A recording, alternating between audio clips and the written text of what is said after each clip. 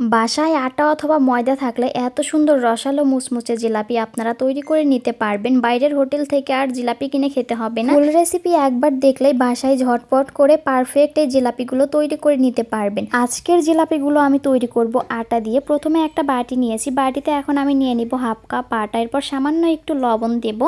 এখন অল্প অল্প করে পানি দিয়ে একটা ব্যাটার তৈরি করে নিব। আপনারা চাইলে ময়দা দিয়েও জিলাপিটা তৈরি করে নিতে পারবেন একইভাবে। এখন আমি অল্প অল্প করে পানি দিব, দিয়ে ঘন একটা ব্যাটার তৈরি করে নিব। আমার ব্যাটারটা তৈরি করে না হয়ে গেছে, ব্যাটারটা একদম পারফেক্ট হয়েছে। এখন এটাকে আমি 10 মিনিটের জন্য ঢেকে রেখে দিব। ব্যাটার তৈরি করার জন্য আমি হাফ কাপ পানি নিয়েছিলাম, হাফ কাপ পানি থেকে এতটুকু পানি বেঁচে গিয়েছে। এখন আমি জিলাপির জন্য শিরা তৈরি করে নিব। 1 কাপ নিয়েছি চিনি, এরপর হাফ কাপ দিয়ে দিব পানি। এখন একটু দেব অরেঞ্জ ফুড কালার। ফুড কালারটা অপশনাল, হাতের কাছে থাকলে দিবেন। ফুড কালারটা দিলে জিলাপিগুলো দেখতে অনেক বেশি সুন্দর লাগে। নেড়ে চেড়ে শিরাটা আমি জাল করে নিয়েছি, শিরাটা ভালোভাবে ফুটে উঠেছে। এখন এখানে আমি 1 ফালি লেবুর রস দিয়ে দিব। এখন আবারও নেড়ে চেড়ে শিরাটা কিছু সময় জাল করে নিব। এই শিরাটা কিন্তু বেশি ঘন করা যাবে না। 2 থেকে 3টা বলক উঠলে চুলাটা বন্ধ করে শিরাটা চুলা থেকে নামিয়ে নিতে হবে। আমার শিরাটা তৈরি করা হয়ে গেছে, এখন চুলা বন্ধ করে নামিয়ে নিব। এদিকে আমি জিলাপির জন্য যে ব্যাটারটা তৈরি করে রেখেছিলাম 10 মিনিট হয়ে গেছে। এখন এখানে আমি দিয়ে দিব ইনো। অ্যাসিডিটি হলে যে আমরা ইনোটা খাই, ওই ইনোই এখানে আমি অল্প পরিমাণে একটু দিয়েছি। ইনোটা কিন্তু অবশ্যই দিতে হবে, তা না হলে জিলাপিগুলো কিন্তু একদমই ভালো হবে না। ইনো দিয়ে এখন ভালোভাবে মিশিয়ে নিব। ইনো দেওয়ার পর আর বেশি সময় দেরি করা যাবে না, জিলাপিগুলো যত তাড়াতাড়ি সম্ভব বানিয়ে নিতে হবে। আমি এখানে একটা লবণের প্যাকেট ভালোভাবে ধুয়ে মুছে নিয়েছি। এখন লবণের প্যাকেটের ভিতরে ব্যাটারটা তুলে নিয়েছি। এখন সাইডে একটু কেটে দিয়ে আমি জিলাপিগুলো তৈরি করে নিব।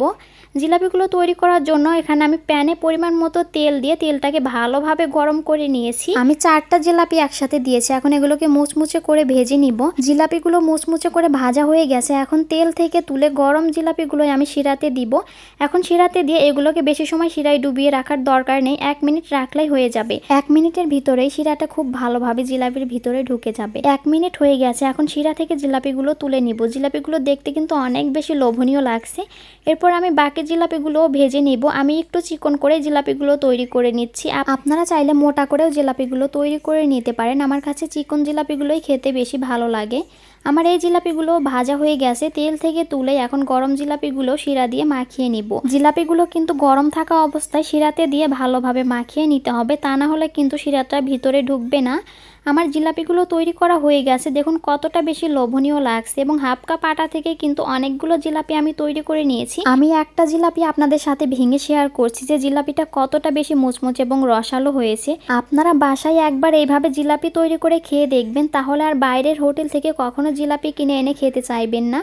আমার আজকের এই জিলাপির রেসিপিটা আপনাদের কাছে কেমন লেগেছে অবশ্যই কমেন্ট করে জানাবেন। রেসিপি ভালো লাগলে শেয়ার করে দিবেন।